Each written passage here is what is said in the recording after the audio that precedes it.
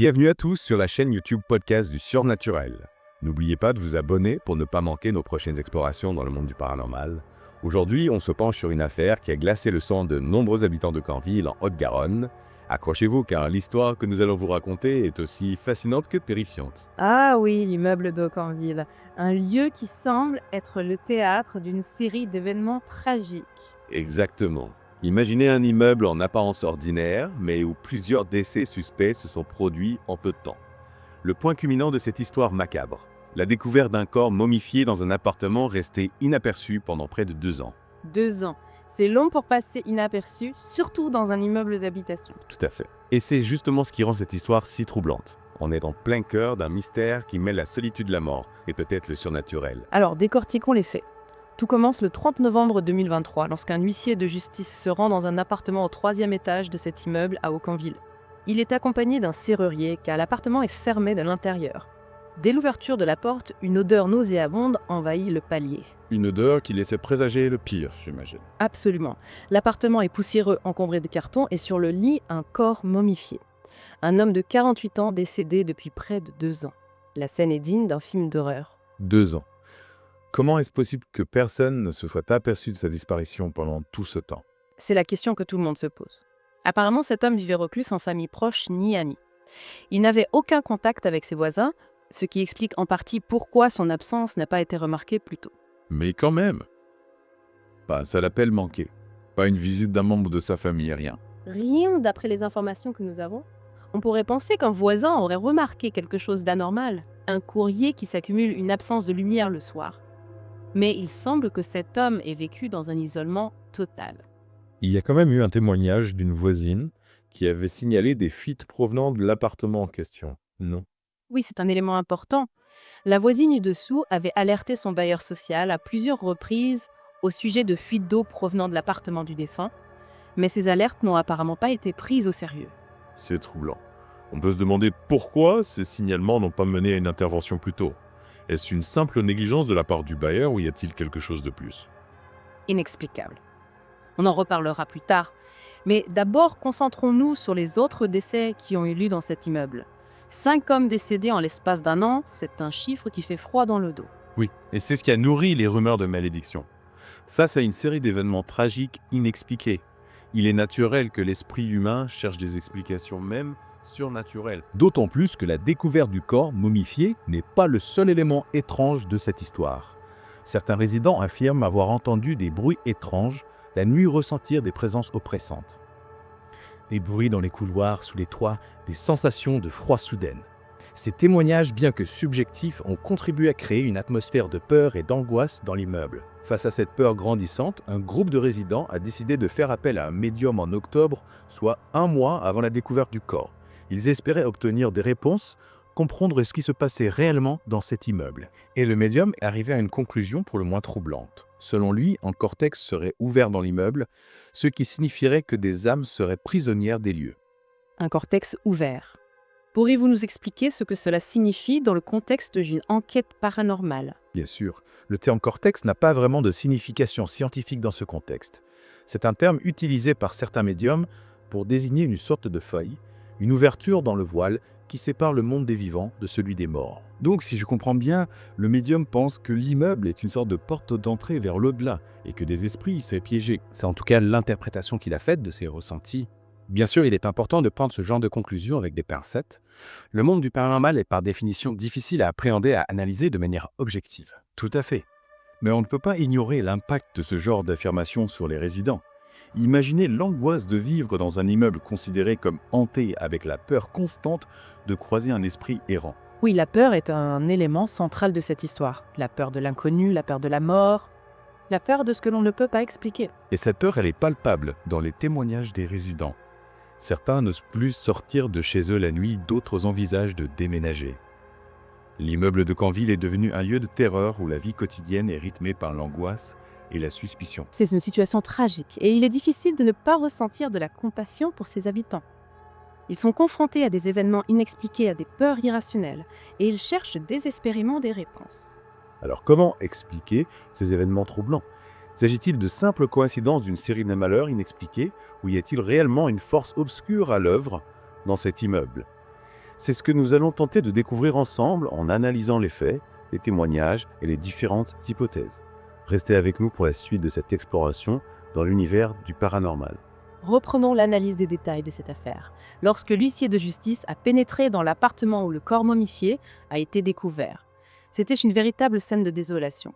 L'appartement était jonché de cartons poussiéreux, remplis de vêtements, de livres, d'objets personnels. C'est une image poignante de la solitude de cet homme.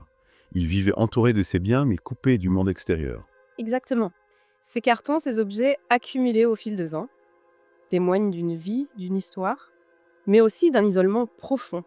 On peut se demander si cet isolement a contribué à ce que sa disparition passe inaperçue pendant si longtemps.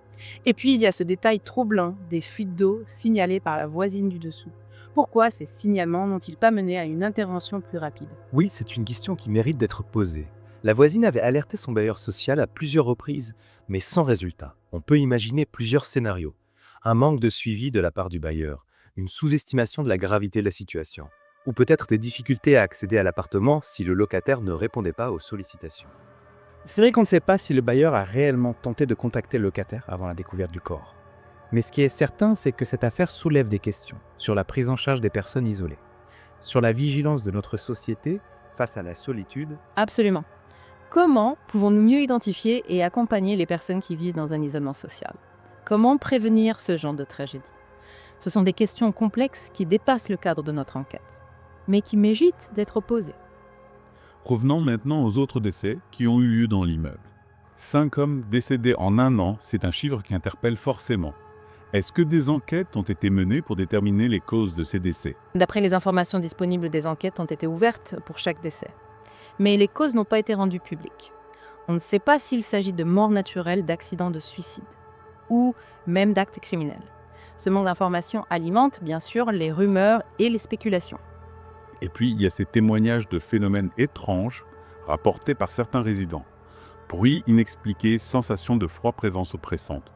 Est-ce que ces témoignages peuvent être considérés comme des indices d'une activité paranormale? Il est difficile de se prononcer avec certitude. Les témoignages sont subjectifs, influencés par la peur, l'imagination, le contexte émotionnel. Il est possible que certains bruits aient une explication rationnelle. Des canalisations qui grincent, des animaux qui se déplacent dans les combles, le vent qui s'engouffre dans des interstices. Mais comment expliquer les sensations de froid, les impressions de présence? Certains phénomènes semblent défier toute explication rationnelle. C'est vrai, et c'est là que l'interprétation du médium entre en jeu. Il a parlé d'un cortex ouvert et d'âme prisonnière dans l'immeuble. Ces concepts, bien que difficiles à appréhender scientifiquement, offrent une explication surnaturelle aux événements tragiques qui se sont produits. Pour certains, c'est une explication réconfortante qui donne un sens à l'inexplicable. Pour d'autres, c'est une théorie farfelue sans fondement réel. Il est important de respecter toutes les opinions, toutes les croyances. Face au mystère, chacun est libre d'interpréter les événements à sa manière. Mais revenons à ce cortex ouvert évoqué par le médium. Pouvez-vous nous en dire plus sur ce concept? Est-ce une notion courante dans le domaine du paranormal? Le terme cortex est assez vague et n'a pas de définition précise dans la littérature spécialisée sur le paranormal. On peut l'interpréter comme une zone de faiblesse énergétique, une brèche dans le voile qui sépare le monde physique du monde spirituel. Selon certaines croyances, ces brèches peuvent permettre aux esprits de traverser et de se manifester dans notre monde. Donc si on suit le raisonnement du médium, l'immeuble d'Aucunville serait un lieu où le voile entre les mondes est plus mince, ce qui expliquerait les phénomènes étranges rapportés par les résidents. C'est une hypothèse parmi d'autres. Il est important de garder un esprit critique et de ne pas tirer de conclusions hâtives. Alors, comment distinguer une véritable manifestation paranormale d'un phénomène qui a une explication rationnelle? C'est la grande difficulté des enquêtes paranormales. Il faut analyser les témoignages avec prudence, rechercher des explications alternatives et ne pas exclure la possibilité que certains phénomènes restent inexpliqués. Au-delà du mystère des décès et des phénomènes étranges, il y a un aspect humain à cette histoire qui me touche particulièrement. Imaginez le quotidien des résidents de cet immeuble. Vivre avec cette peur constante, cette incertitude. Oui, l'impact psychologique de ces événements sur les habitants est indéniable. Vivre dans un lieu où des drames se sont produits, où des phénomènes inexpliqués sont rapportés, ça crée un climat d'angoisse, de stress permanent. Et cette angoisse peut elle-même générer des perceptions erronées, des interprétations biaisées de la réalité. On peut imaginer que la peur amplifie les bruits, les sensations, nourrit l'imagination et la suspicion. Absolument. La peur est un puissant facteur de distorsion de la perception.